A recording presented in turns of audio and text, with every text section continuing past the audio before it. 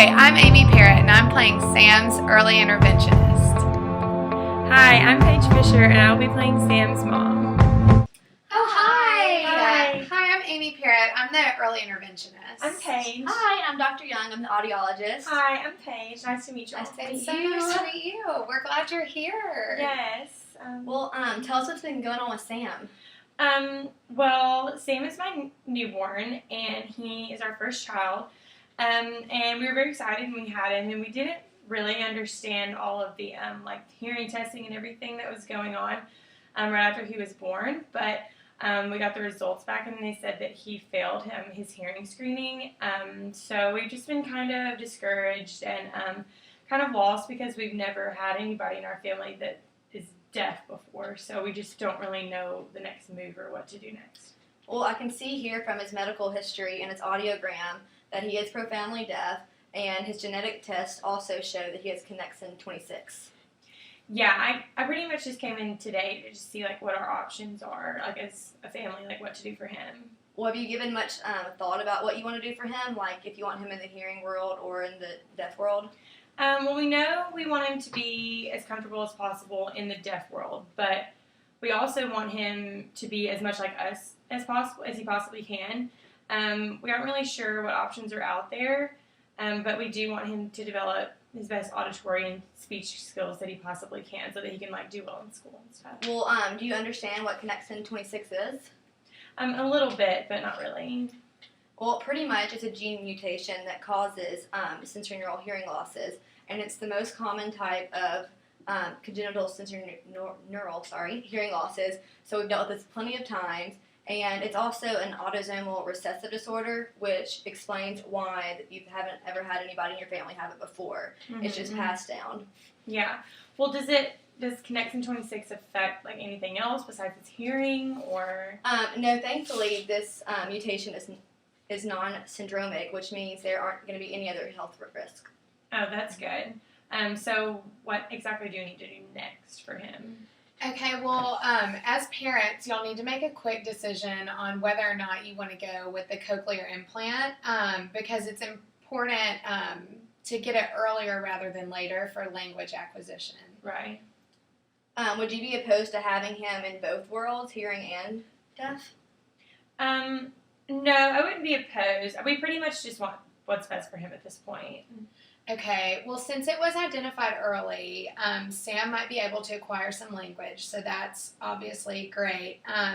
You all need to consider a variety of strategies, so to ensure that he gets as much language as possible, and is also able to learn to read and write. So all kids are different, though, so you need to consider all the different modes of communication for him. But also if you choose the cochlear implant, Sam will have access to several different modes. So he'll have more options available to him as far as education. So what exactly is the difference between the different modes of communication? Okay, well, Sam has several options. One of his options is oral auditory, and that's where the child usually uses residual hearing and lip reading abilities in order to speak and listen. So since Sam is profoundly deaf bilaterally, he might not have much residual hearing. So the second philosophy of communication would be signing, which is American Sign Language or another form of sign language. And there are many classes offered that you and your husband could take where y'all could learn how to sign, which is always best for the child, for the parents to get involved if they are using American Sign Language or another form. Okay. So, and then the third option you have is the multimodal option, and the most recent one showing great signs is BIBI, which stands for bilingual, bicultural. So with this, the child would use both English and ASL.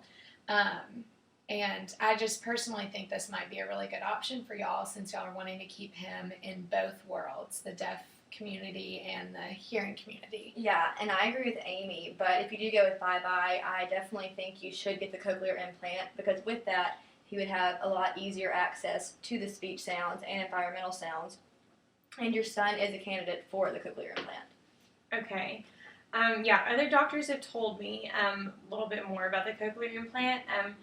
And at this point, I honestly feel like I'm being pushed towards that, and I feel like that's the best option for us.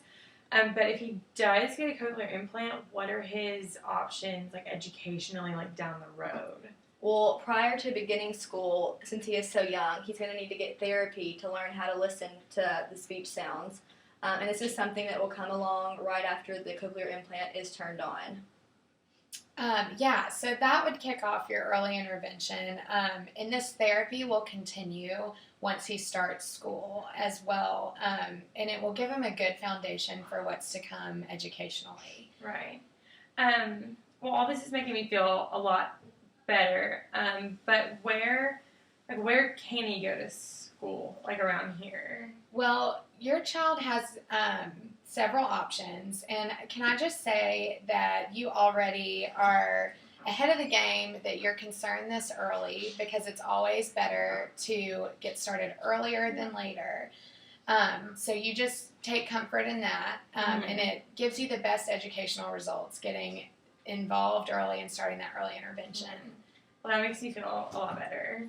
Okay. Well, so he can start public school, but if they don't provide the services necessary in public school, he could always go to a residential school, which is like a school that's immersed in the deaf community, and it would be all deaf kids and teachers who are specifically for deaf education. They use ASL. Right. They would use ASL, and then a lot of total communication, so they might speak and sign at the same time. So then also in a public school, he has several options. And going into public school, he would be granted an IEP, which is a great thing. It's an individualized education plan, which would give Sam basically a team working for him. Right. So, and then in a public school, he'll have the option of being in a general education classroom with an interpreter, or he could be in a general ed classroom for half the day and then a resource room for the rest of the day. He could have an itinerant teacher.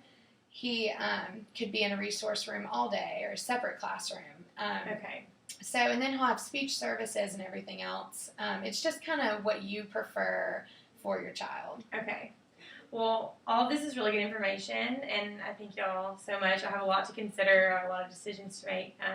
But thank you for spending time with me. Thanks for coming. We're so glad you came in. Yeah, I was glad to meet you, and I'm sure I'll be seeing y'all again soon. Yeah, call us if you have any questions. Bring Sam. Yeah, we'd love to meet him. Yeah, I'll bring Sam next time. All right. Thank you. Bye.